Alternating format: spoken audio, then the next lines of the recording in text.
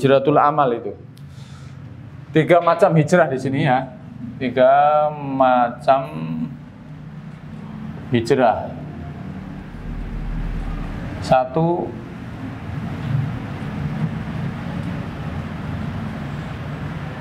hijratul amal, ya.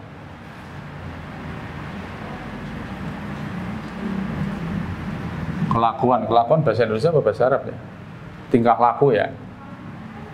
Ya, perangai. Ini orang yang hijrah harus amalannya harus berubah. Termasuk amalan dzahirun wa batinan.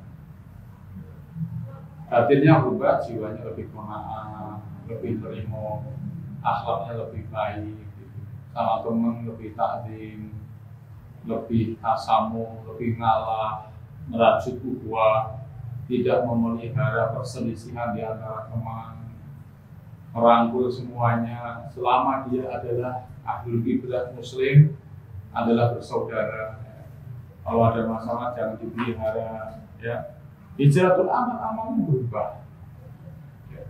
Termasuk zahir, amalan zahir, ya. Kalau saya lihat di mall misalnya ketemu Mas Naryo, saya sudah bisa mendikte dan menyebut Mas Naryo ini orang muslim. Kenapa? Karena Mas Naryo berpeci, kaosnya apalagi kok, apa itu tulisannya Mas? Hijrah, apa itu? Sebelum selesai, Masya Allah. Sudah ada lihyanya, Masya Allah. Insya Allah orang muslim. Jangan sampai orang muslim secara dohir, ini muslim apa bukan sih ya? Gitu. Muslim ya, mungkin nggak ada lihyanya kayak saya ya. Tapi kan bisa lah, pakaiannya sudah beda. Jangan berpakaian metal yang straight ya. Ada levis-levisnya sobek-sobek pinggulnya gitu ya. Ya orang hijrah harus amalnya, kelakuannya, peranginya harus berubah. Zahirun wa batinan, terutama batin. Bukan berarti dohir nggak penting, perlu. Sarungan itu nggak apa-apa. Orang muslim, ciri-ciri orang muslim kan ya secara dohir jelas. Di mana seluruh dunia kan sama. Hanya tipe-tipe pakaiannya berbeda. Kalau versi kayak Mas Mayang ini ya Taliban. Kalau di Jawa ya Songkok ya, ini Garut ya. Garut, Mas Amru ini juga muslim juga Jawa. Kalau di Mekah pakai versi kayak gini Soekarno ya. Artinya amalan kita berubah. Sudah ngaji, sudah hijrah itu ya, dari ikhwan maupun akhwat ya berubah. Ciri-ciri dohir seorang muslim itu nampak. Dan jangan minder jadi orang muslim itu. Jangan minder. Kalau bisa disiarkan. Ya, kayak siapa? Habib yang suka kelahi itu ditawari bain itu, no, saya muslim. Jadi pede dengan kemuslimannya itu. Daripada saya mabuk tak jotosi kamu. Lebih baik saya tolak, saya muslim tidak mau mabuk ya gitu. Ya. Jadi kalau kita tampak sebagai muslim jangan minder. Ya. Jangan minder. Yang kedua, hijratul amil, artinya hijrahnya ini harus meninggalkan teman-teman yang buruk. Meninggalkan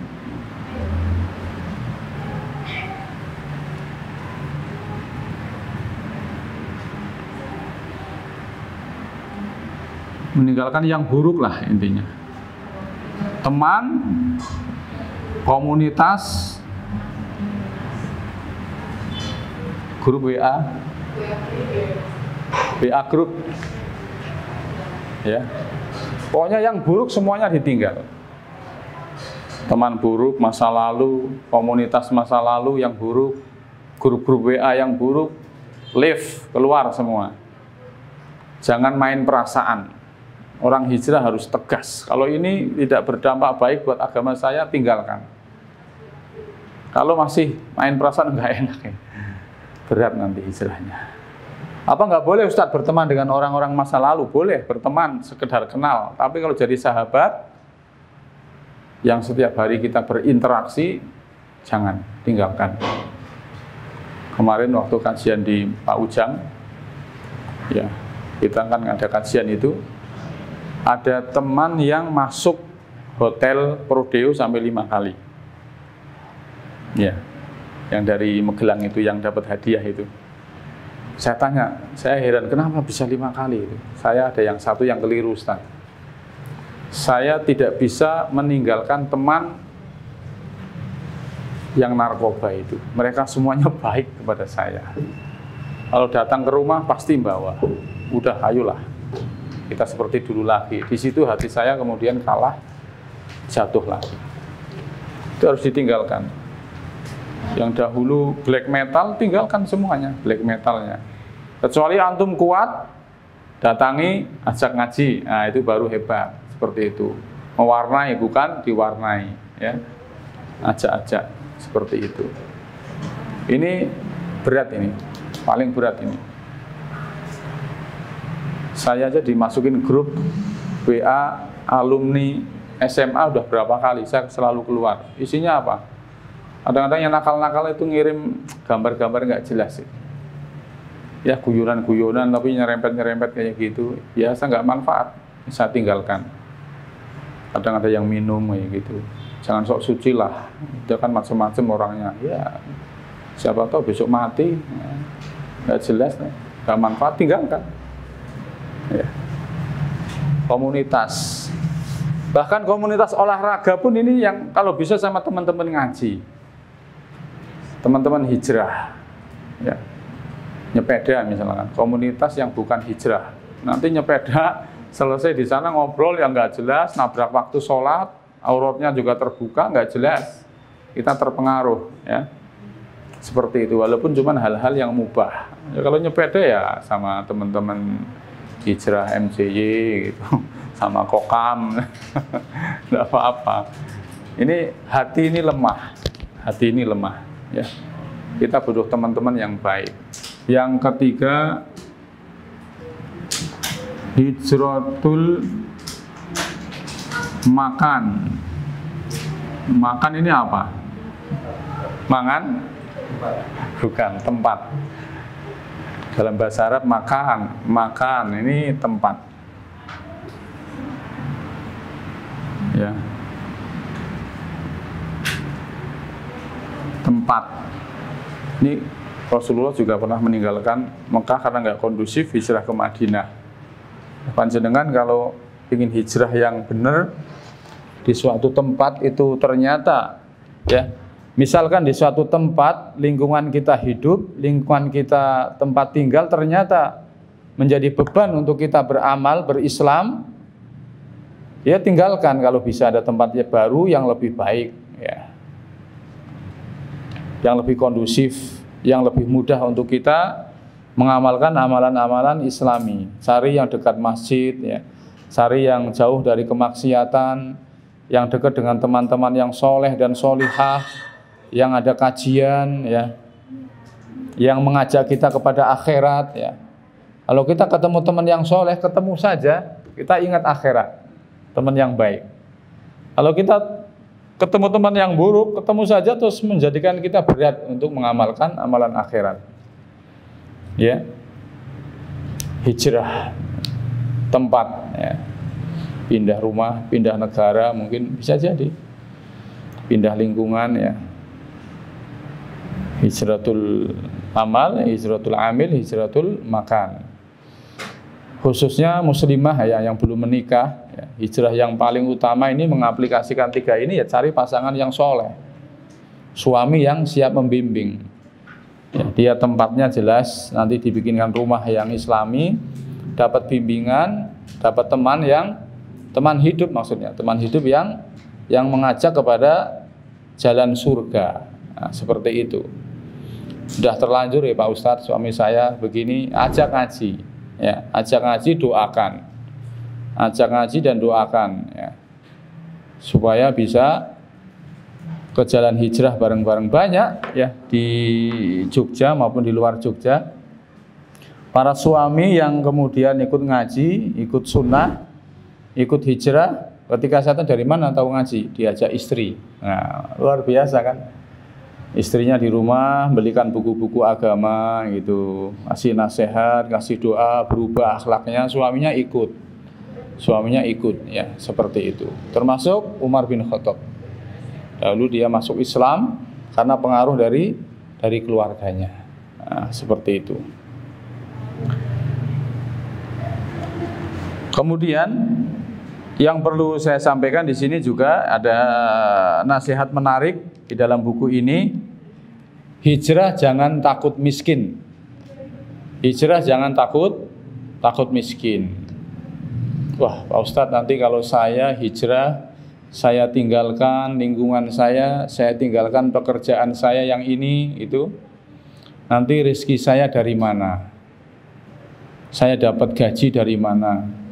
Saya dapat pekerjaan dari hal yang tidak seperti ini nanti. Ini kan sudah aman, gajinya besar dan sebagainya. Maka Allah Subhanahu wa taala berfirman di dalam Quran surat An-Nisa ayat 100, "Wa may yuhajir fi sabilillahi yajid fil ardi ya muraghaman katsirum wasya'ah." Artinya, barang siapa yang berhijrah di jalan Allah, ya, waman yuhajir fi sabilillah yajid fil ardi, maka niscaya mereka akan mendapati di muka bumi itu, ya, muraghaman katsiran wasa'ah, tempat hijrah yang luas dan rezeki yang banyak. Oleh karena itu, kalau antum ingin hijrah, ingin berpenampilan lebih bertakwa, lebih islami, jangan sekali-kali khawatir akan masalah rizki. Kalau diuji, ya pasti. Saya pengen hijrah Pak Ustadz, tapi saya pingin lebih kaya. Wah, itu namanya nggak ada ujian nanti. Ya, ada komunitas X-Bank tahu nggak? Alumni orang-orang yang resign dari bank. Ya, mereka rata-rata kalau cerita, kalau baru keluar dari perusahaan yang ribawi, ya, yang ribawi jelas, mereka tidak langsung kemudian dapat gantinya di sisi Allah. Ya, misalkan dulu kerja di perusahaan ribawi, gajinya 10 juta, keluar langsung dapat ganti 10 juta, enggak. Pasti diuji oleh Allah, ini serius apa tidak hijrahnya. Diuji dulu dengan kemiskinan, dengan kesusahan dan kepayahan. Setelah itu benar-benar hijrah, baru dapat Allah ganti dengan sesuatu yang lebih baik. Dan seandainya kita menjadi orang yang bertakwa, ternyata resikonya adalah miskin, ya, tidak punya, ya, kekurangan harta, tidak masalah. Kita miskin tidak akan selamanya. Tadi di awal sudah saya bilang, surga itu bisa dibeli dengan takwa, bukan dengan harta. Oleh karena itu jangan takut menjadi orang miskin. Yang kita takuti adalah nerakanya Allah Subhanahu wa ta'ala, ya.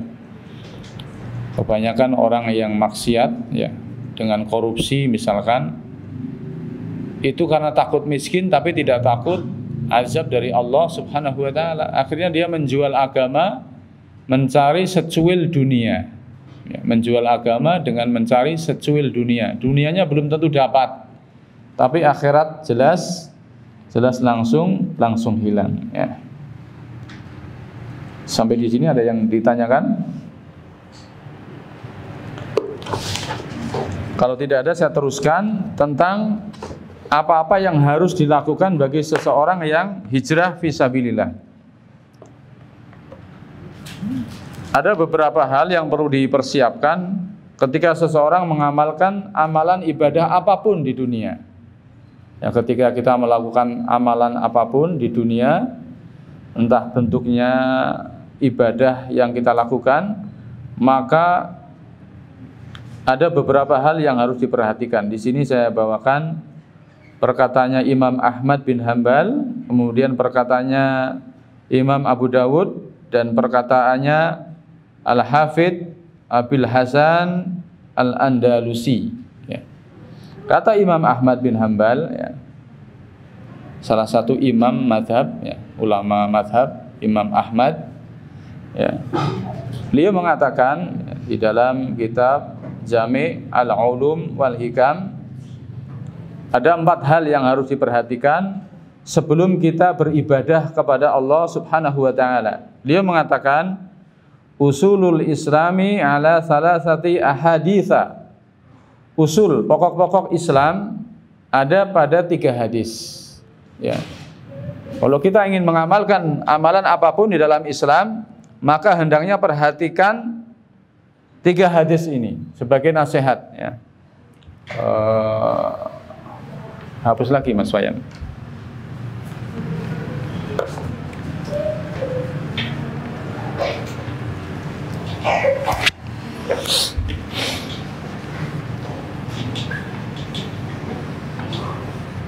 Kalau antum nyatet, nanti di rumah ketemu istri bisa dibacakan lagi.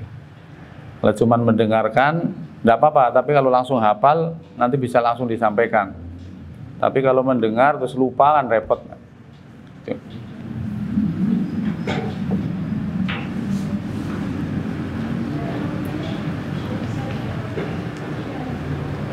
Kata Imam Ahmad di sini, wa 'anil Imami Ahmad qala usulul Islami ala salasati ahaditsa. Imam Ahmad rahimahullah berkata, pokok-pokok di dalam Islam ada pada 3 hadis ini. Hendaknya seorang muslim memperhatikan di dalam mengamalkan suatu ibadah, maka perhatikanlah 3 hadis ini. Yang pertama adalah hadis Umar, hadis Umar yang ada di dalam buku ini juga dinukil, yaitu hadis innamal a'malu binniyati. Sesungguhnya setiap amal itu tergantung dari niatnya. Itu yang pertama.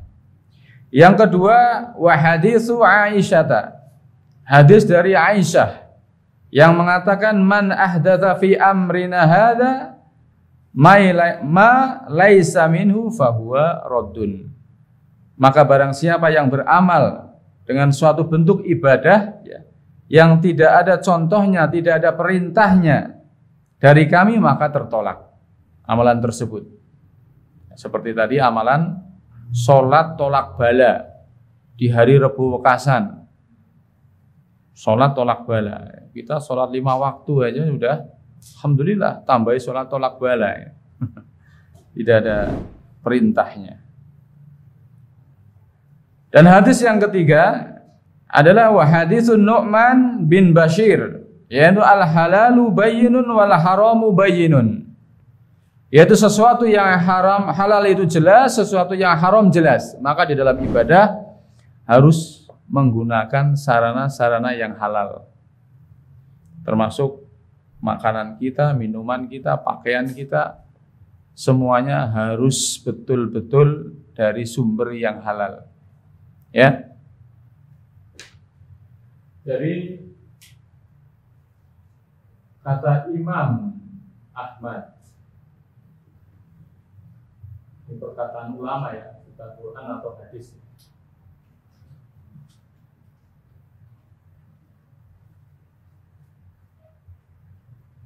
Tiga hal yang harus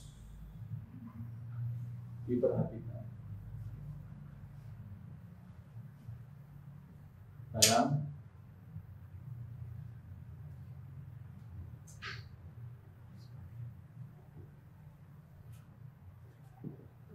ini panduan dari ulama untuk orang-orang hijrah. Siapapun di antara kita. Yang pertama tentang masalah niat. Yang kedua masalah ilmu atau dalil, sumber hukum.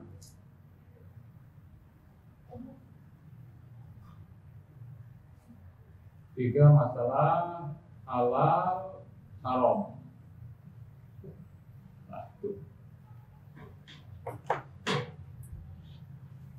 Kalau kita beribadah kepada Allah Ta'ala dengan bentuk ibadah apapun, ya, kemudian kita salah dalam masalah niat, salah dalam masalah ilmu, salah dalam masalah halal haram, udah nggak diterima ibadah kita. Bahkan salah satu itu saja bisa membatalkan ibadah kita. Ya. Makanya di dalam hadis ini, hadis Umar, innamal a'malu binniyat. Sesungguhnya setiap amal tergantung daripada niatnya. Ya, faman kanat hijratuhu ilallahi wa rasulihi, fa hijratuhu ilallahi wa rasulihi. Barang siapa yang hijrahnya karena Allah dan Rasulnya, ikhlas, maka dia pun mendapat pahala dari Allah, dan karena Allah dan Rasulnya pun dia mendapatkan sesuatu yang dia niatkan. Maka hijrahnya karena Allah dan Rasulnya. Faman kanat hijratuhu ila dunya au imra'atin yankihuha, atau karena wanita yang ingin dinikahinya, fa hijratuhu ila ma hajara ilaihi, maka hijrahnya akan mendapatkan sesuatu yang dia niatkan sesuai dengan niatnya. Ini masalah niat yang pertama. Dan niat itu ada di dalam hati, bukan di dalam lisan atau zahir. Bisa jadi amalannya sama, niatnya beda. Ya, niatnya bisa beda. Oleh karena itu seseorang itu harus betul-betul memperhatikan niatnya. Kapan niat itu? Qoblal amal, fi asna'il amal, wa ba'dal amal. Sebelum beramal, saat beramal, sampai setelah beramal. Niat itu harus dijaga. Mungkin di awal niatnya baik, saat beramal niatnya juga baik, setelah beramal pamer-pamer, misalkan pamer-pamer.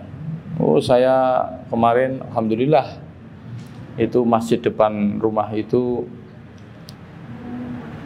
toiletnya, keramiknya sudah beres lah. Nunggu-nunggu yang lain nggak jelas. Akhirnya Pak RT perintahkan saya untuk nyumbang, udah tak beresin semua. Alhamdulillah itu. Alhamdulillah.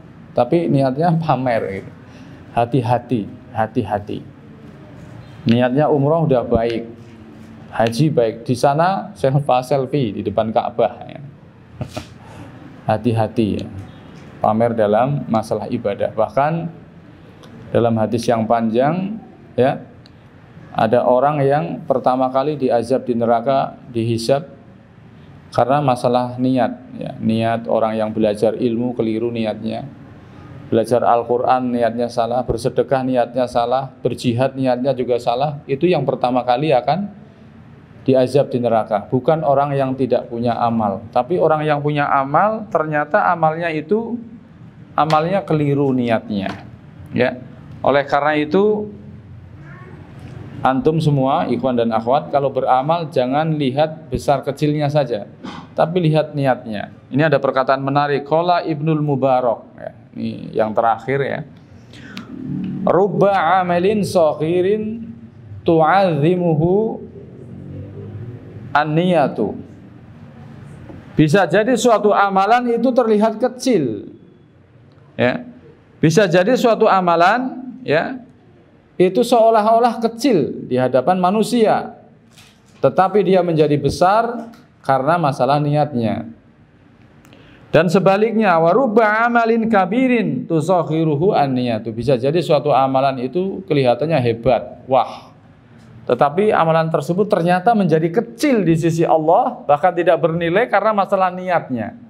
Karena masalah niatnya. Jadi niat itu pengaruhnya luar biasa terhadap pahala yang akan didapatkan di sisi Allah Subhanahu wa ta'ala. Ya, niat.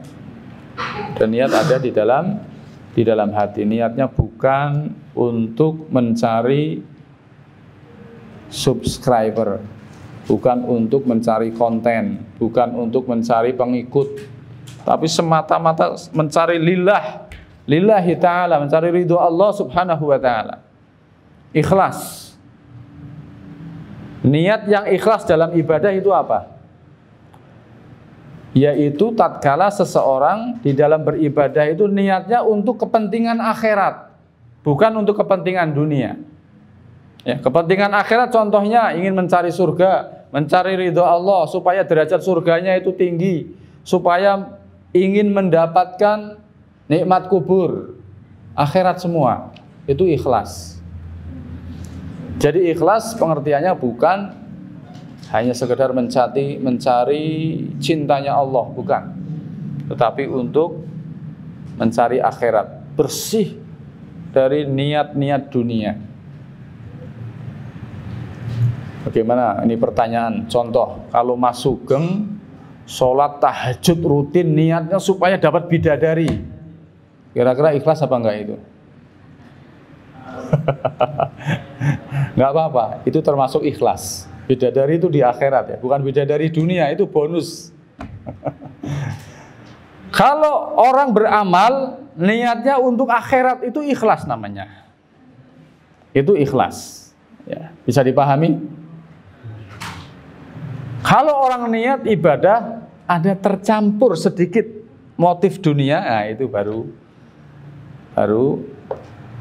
bisa berkurang keikhlasannya.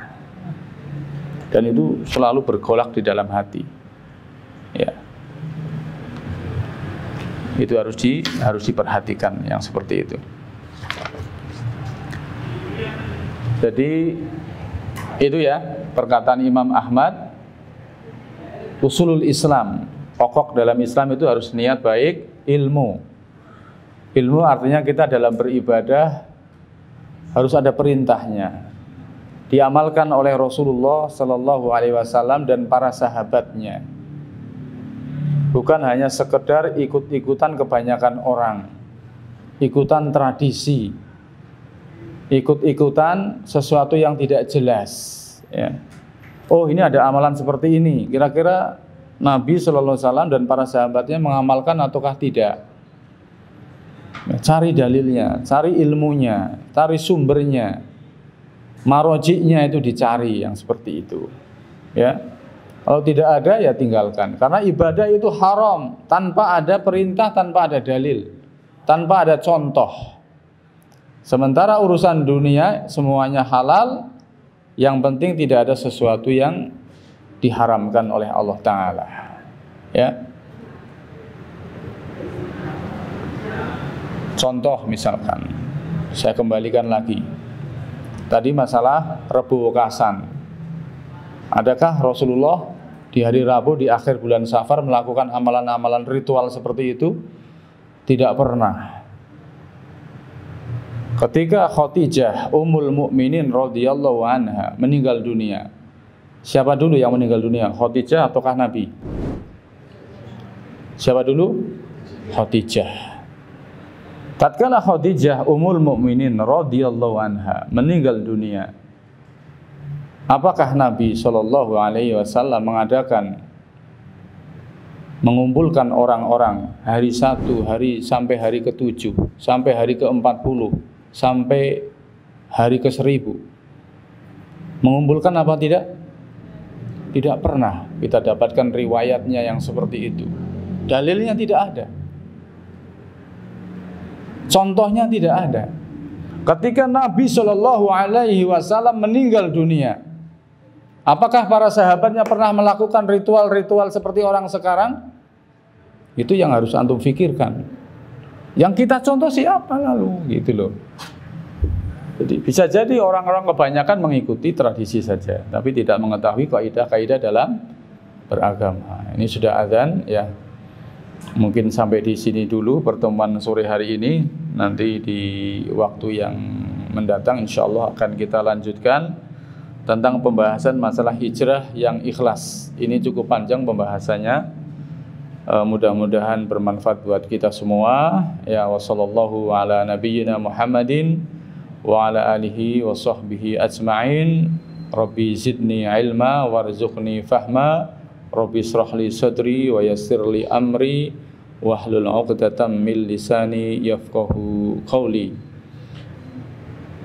Subhanakallahumma wa bihamdika asyhadu an la ilaha illa anta astaghfiruka wa atubu ilaik. Assalamualaikum warahmatullahi wabarakatuh. Lord, make me someone just like this.